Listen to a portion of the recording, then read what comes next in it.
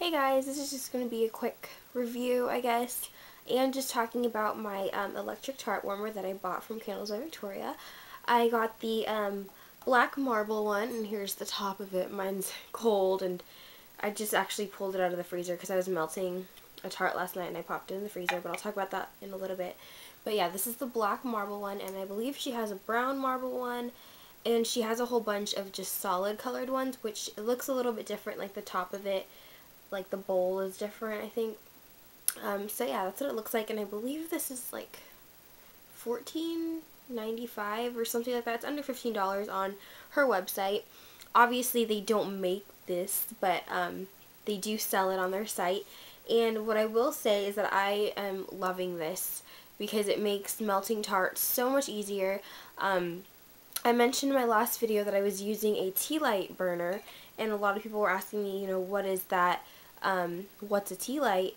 So I thought I would show you. This one's just very basic. I have a few of these actually, but this one's the most basic one, kind of the cheapest one that I have, so I thought I'd show you just to give you an idea.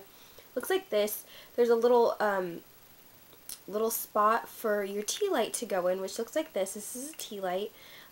You'll see them wrapped in foil. This one has plastic on it.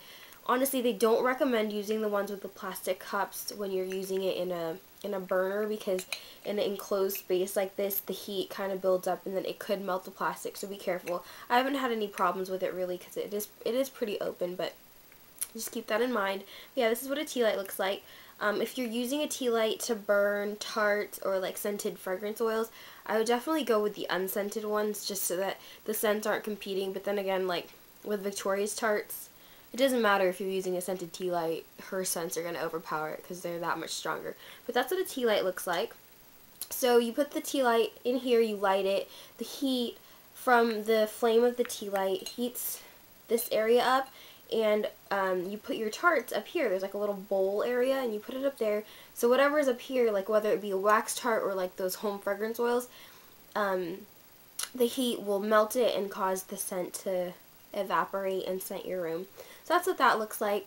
An electric tart warmer basically does the same thing of melting the tart, except you're not using like a candle to facilitate the melting. You're using electricity. So it has a little plug like this, and you plug it in and then you turn this on. It's like a little, it's not a switch, but you know what I mean. It looks like that. And then it starts to warm this space up. This is the part that gets hot. So you put this on top of it, put your tart, your scent shot, whatever in there, and it melts it. And then once it's fully melted, you get like such an awesome scent throw from the shots. Even if it's not fully melted, you can still smell it though. They're that awesome. So I do really like this. I do have a couple complaints about it though. The cord is really short. Like, this is how long it is. I don't know if you guys can see the full capacity. That's it. So it kind of limits where I can plug this in and use it. So that's a little bit annoying. Also, this I found really strange because I know the regular ones aren't like this, but you see how the light is on the same exact side as where the cord is coming out of? I think that's kind of like, what were you thinking kind of thing? Because I know the other one, they're opposite, which makes sense. Like the light's here and the cord's here. Because like honestly, when you plug this into the wall, this is not going to be facing towards you. So sometimes I have to turn it like this, but it's plugged in like that. So it's again wasting my cord space. But yeah, I just thought that was kind of weird. Obviously, Victoria didn't make this or anything. So whoever manufactures the tart warmers, I think this one, it would be a lot better if the light was on the opposite side of where the cord comes out. But those are my only two like complaints, I guess. Other than that, I love it. And I use this every single day, not even kidding. Also, people were asking me, because I keep my scent shots in here. It's a little Sephora gift box. And they all fit nicely in there. Like, whoop, just hit myself. All my melted ones that have popped out in disc form. And then my new scent shots. So that's where I've been keeping it. People were asking me, like, how do you pop them out whole like this? Some people have had better luck than I have. I know it takes a little more effort for me to pop mine out. I had luck once, and it was this one. It just popped out. Like, I put it in the freezer, and it popped out. But other ones, like you'll see, I've nicked them because I've used something else to pop it out. Oh, here's another thing. When I take them out, like you can put these in little plastic baggies to keep them separate. I personally don't care. And what I've been doing is I've been saving the labels that are on top of the containers, and I'll stick them on top of this, on the scent shot that they belong to, so that they have their labels on there so I know what they are, and then when I'm ready to melt them I just peel them off, and since it's wax the sticker is not going to stick to it, so it just, of course, as I say that, I can't get it off, no. So it's right there, and then you just peel it off, and then you just pop the Tart in the Tart warmer. So that's what I've been doing. So yeah, back to this. If you pop it in the freezer, it helps. I know people on the message board said that they just put it in the freezer for a little bit. Mine's been in there overnight, and I still have a difficult time popping it out. It is a lot easier if you put it in the freezer first, but what I end up having to do is I take, like, this is just like a, I don't even know what this is, a spreader of some sort, but anything firm and kind of thin to kind of stick in the middle of the scent shot and the bowl, and of course as I'm talking about this, it's gonna, oh no, see, a little pressure, kind of just put it in the middle and then it pops out like that. So this one's Log Cabin. I was melting this one last night, like I said. So it comes out in disc form. Sometimes it's a little bit harder. This is a whole scent shot, and I'll show you what burning a half a scent shot looks like. This one's a half a scent shot. I don't know if you can see through, I can see through this one, but you can see this one's obviously a lot thicker. I personally would recommend, I was doing the half scent shots at first, and then I was like, really, what's the point? Because even if you're tired of the scent, you can pop it out and save it for later. So I've been using the whole one, and I find that the whole ones pop out a lot easier than the half scent shots do. So that's just me.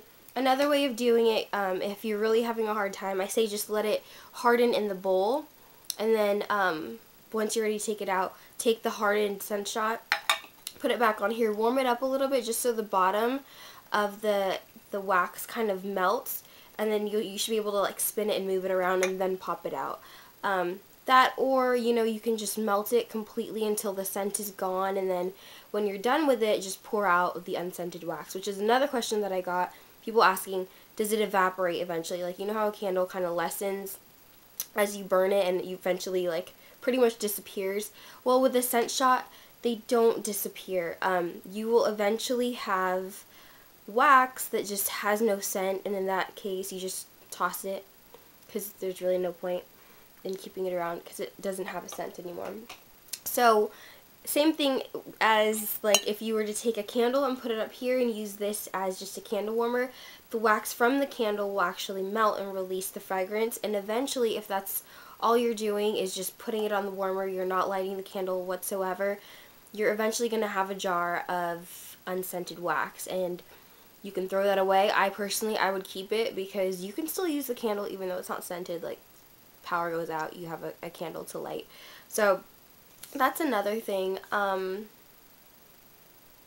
What else? I mean, I could go into why the wax disappears, but I don't think you guys need to hear a science lesson. Just Google it and you'll figure it out. It has to do with combustion. So yeah, that's it. If you guys have any other questions, post them below, and I'll try my best to answer them. I'm not like a candle expert at all, so obviously go to Victoria's YouTube or email Victoria directly if you guys have any like crazy candle questions that I probably can't answer. This is just what I've learned personally from visiting her message board, so that's another place you guys can check out if you have questions. But I think Victoria's awesome. I've emailed her so many times asking her questions, and she's been awesome about replying. But that's my little review and chit chat on my Tart warmer, which again I love. And if you guys have any tips on how to use it or how you get your scent shots to come out whole, let me know. But